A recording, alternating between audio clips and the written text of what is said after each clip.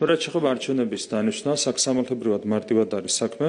არჩევნების დანიშვნას აქვს სამი კონკრეტული საფუძველი ჩვენი კონსტიტუციისა და კანონმდებლობის მიხედვით.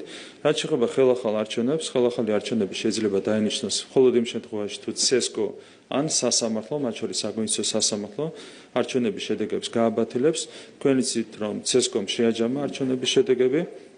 სასამართლოშიც განხილული იქნა ყველა საჩივარი და საკონსტიტუციო სასამართლოს მიმართა თავად სალომე ზურაბიშვილმა ოპოზიციურ პარტიებთან ერთად და NGO-ებთან ერთად და საკონსტიტუციო სასამართლომაც დაადასტურა არჩევნების ლეგიტიმურობა. შესაბამისად, ხელახალი არჩევნების დანიშნვის საფუძველი არ არსებობს ჩვენი კონსტიტუციის და კანონმდებლობის თანახმად. რაც შეეხება მორიგ არჩევნებს, მორიგი არჩევნები ინიშნება მას შემდეგ, რაც პარლამენტს ამოეწურება უფლებამოსილების 4-წლიანი ვადა.